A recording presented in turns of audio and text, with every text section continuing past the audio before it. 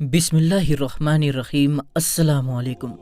प्यारे दोस्तों, इब्लीस को जन्नत से निकाल दिया गया था और जन्नत से निकालने के बाद उसकी एक ही सोच थी कि वो ऐसा क्या करे और ऐसी कौन सी चाल चले कि हजरत आदम अलैहिस्सलाम को रुसवा कर सके। एक दिन उसने देखा कि जन्नत के तमाम दरवाजे बंद हैं, मोर और सांप खड़े हैं।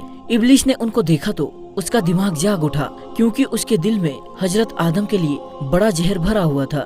इब्लीस फौरन जन्नत के दरवाजे पर मोर के पास पहुंचा और बड़े ही हमदर्दना लहजे में कहने लगा, बहुत जल्द तुम्हें भी जन्नत से निकाल दिया जाएगा और आदम को भी जन्नत से निकाल दिया जाएगा। अलबत्ता तुम मुझे जन्नत में ले जाओ तो मैं तुम्हें एक ऐसी तरकीब बताऊंगा तो तुम और आदम जन्नत से कभी नहीं निकलोगे, ये मेरा दावा है। मोर ने इब्लीस की बात सुनी तो फिक्रमंद हो गया। थोड़ी देर सोचने के बाद कहने लगा कि तुम्हारी बात तो मेरे दिल को लगी है, लेकिन मैं तुम्हें अंदर कैसे लेकर जाऊं? मैंने काफी सोचा है, लेकिन मुझे समझ नहीं आ रहा कि तुम्हें अंदर कैसे लेकर जाऊंगा, वो भी जन्नत के मुहाफिजों से आंख बचाकर। तो इब्लीस फौरन जवाब दिया कि तुम ये नहीं जानते हो कि मैं मंत्र पढ़कर अपने आप को एक छोटे से मोती में तब्दील कर सकता हूँ। तुम मुझे अपने मुंह में दबाकर जन्नत में ले जाना। ये कहकर इब्लीस ने मंत्र पढ़ा और अपने आप को एक छोटे से मोती में तब्दील कर दिया।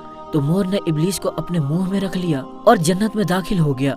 यूं इब्लीस मलून मोर की मदद से जन्नत में चला गया। फिर मोर इब्लीस को अपने मुंह में लिए हुए सीधा हजरत हव्वा के सामने पहुंचा और वहां पर पहुंचकर इब्लीस ने दोबारा अपने ऊपर कोई जादू किया और इंसानी शक्ल में आ गया। इंसानी शक्ल में आने के बाद इब्लीस ने अपने जाल में अम्मा हव्वा को बरगलाने की कोशिश शुरू कर दी और कहने लगा कि अगर तुमने इस दरख्त का फल नहीं खाया तो तुम्हें जन्नत से निकाल दिया जाएगा। अम्मा हव्वा बोली, ये दरख्त तो ममनू है, इसका फल खाने से मना फरमाया गया है।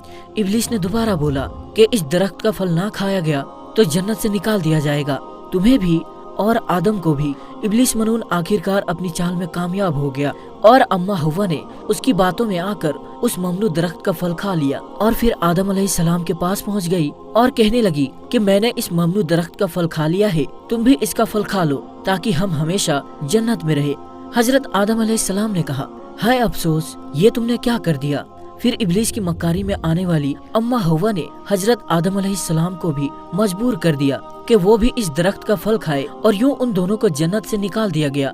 मोर जो कि अपने मुंह में इब्लीस मलून को लेकर जन्नत में दाखिल हुआ था, वो ये सब देख रहा था और यूं मोर और उसका साथ देने वाले सांप को भी जन्नत से बाहर निकाल दिया गया। यूं हजरत आदम, अम्मा हव्वा, मोर और सांप आसमानों की जन्नत से उतरकर जमीन पर आ गए। प्यारे दोस्तों, अब सवाल ये है कि जमीन पर हजरत आदम और हव्वा के आने से पहले क्या था, कौन सी मखलूकात थी और जन्नत किसके लिए बनाई गई थी और जमीनों आसमान की तख्लीक कैसे की गई थी। इस हवाले से हम आपको तहसील से बताएंगे। लेकिन दोस्तों, ये सब बताने से पहले हम आपसे एक छोटी सी गुजारिश करेंगे कि अगर आपने अभी तक हमारे YouTube चैनल को सब्सक्राइब नहीं किया है तो चैनल को सब्सक्राइब करके बेल नोटिफिकेशन को जरूर दबा दे, ताकि हमारी हर अपलोड होने वाली वीडियोज की नोटिफिकेशन आपको वक्त पर मिलता रहे। तो आइए दोस्तों, शुरू करते हैं। प्यारे दोस्तों, याद रहे कि जो फल ममनू था उसके बारे में कहा जाता है कि वो गेहूं था और इसी गेहूं को इंसान का खुराक बना दिया गया और इसी गेहूं के इंसान को जमीन पर तलब रहती है। और जहाँ तक बात है मोर की, तो मोर आज भी एक दिल फरेब परिंदा है कि जो भी उसके चमक दमक पर मगन होता है तो वो सब कुछ भूल जाता है, जैसे कि अम्मा हव्वा को इब्लीस ने मोर के साथ मल कर दिया था। याद रहे कि हजरत आदम अलैहिस्सलाम और हजरत हव्वा, मोर और सांप को एक साथ जमीन पर उतारा गया था और उस वक्त ये जमीन बिछी हुई थी। लेकिन सवाल ये है कि इस जमीन पर पहले क्या था। तो याद रहे कि अल्लाह ताला इरशाद फरमाता है कि हमने जमीनों आसमान को 6 दिनों में तख्लीक किया, और एक जगह और इरशाद फरमाया कि जमीन पर पहले कुछ भी नहीं था सिवाय पानी के। तो दोस्तों, मालूम हुआ कि इस जमीन पर पहले पानी के अलावा कुछ भी नहीं था, इस जमीन पर पानी ही पानी था। और फिर अल्लाह ताला ने इस पानी पर जमीन को बिछाया। और एक जगह ये बात भी मिलती है कि पानी पर अल्लाह ताला ने जमीन बिछाई तो ये जमीन हिल नहीं थी, तो अल्लाह ताला ने इस जमीन के ऊपर पहाड़ों को गाड़ दिया जिससे ये जमीन टिक गई। प्यारे दोस्तों, याद रहे कि पानी ही वो चीज है जिसे अल्लाह ताला ने मुख्तलिफ किस्म के मखलूकात को पैदा फरमाया और पानी को अल्लाह ताला ने जिंदगी की बुनियाद बनाया। और कहते हैं कि हजरत आदम से पहले आसमान भी ना थे और अल्लाह ताला ने सिर्फ 2 दिनों में 7 आसमानों को बनाया और इन आसमानों की जगह पर धुआं ही धुआं था, कुछ भी ना था, हर तरफ धुआं ही धुआं था। और फिर अल्लाह ताला ने धुएं से आसमान बनाए और सिर्फ 2 दिनों में اللہ تعالیٰ نے 7 آسمان تخلیق فرمائے، اور جب آسمان و دنیا اللہ تعالیٰ نے بنائی تو اللہ تعالیٰ فرماتا ہے کہ اس میں ہم نے ستاروں کے مانند چراغ روشن کر دیے، یعنی آسمانی دنیا میں اللہ تعالیٰ نے ستارے پیدا فرمائے ہیں جو رات کو چمکتے ہیں۔ یاد رہے کہ اللہ تعالیٰ نے 4 دنوں میں زمین اور اس کا سارا نظام بنایا۔ یہ پہاڑ، یہ جنگل، یہ دریا اور سمندر، یہ صحرا اور میدان، یہ سب اللہ تعالیٰ نے اپنے حکم سے صرف 4 دنوں میں تخلیق کیا، اور پھر اللہ تعالیٰ نے آسمانوں سے بارش برسائی اور اپنے حکم سے زمین کے اوپر طرح طرح کے درخت، پودے اور سبزیاں اگا دیے۔ تو دوستو یہ معلوم ہوا کہ جب حضرت آدم علیہ السلام نہ تھے تو تب بھی یہ کائنات تھی۔ جب آدم کو اللہ تعالیٰ نے تخلیق کرنے کا ارادہ فرمایا تو اللہ تعالیٰ نے اس کائنات کو تربیت دیا اور اس کائنات کو پیدا فرمایا، اور جب حضرت آدم علیہ السلام کو پیدا فرمایا گیا تو اللہ تعالیٰ نے پہلے تو ان کو جنت میں رکھا، اور پھر ابلیس ملعون کی مکر کی وجہ سے حضرت آدم علیہ السلام کو جنت سے نکالنا پڑا، تو اللہ تعالیٰ نے ان کو اس زمین پر بھیجا، اور یہی اللہ کی منشا تھی۔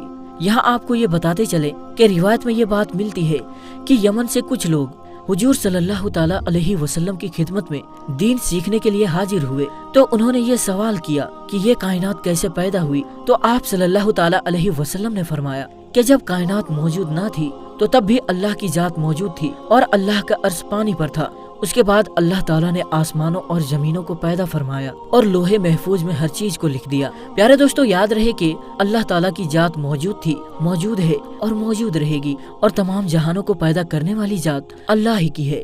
زمینوں کو اور آسمانوں کو پیدا کرنے والی ذات اللہ ہی ہے، جنت اور دوزخ کو بھی پیدا کرنے والی ذات اللہ ہی کی ہے۔ اللہ تعالیٰ کی مخلوقات کہاں کہاں ہے اور کیسے کیسے مخلوقات ہیں جو اللہ ہی جانتا ہے۔ اللہ تعالیٰ کی قدرت بھی وسیع ہے اور اللہ تعالیٰ کا علم بھی وسیع ہے، اور انسان کی عقل بہت محدود ہے۔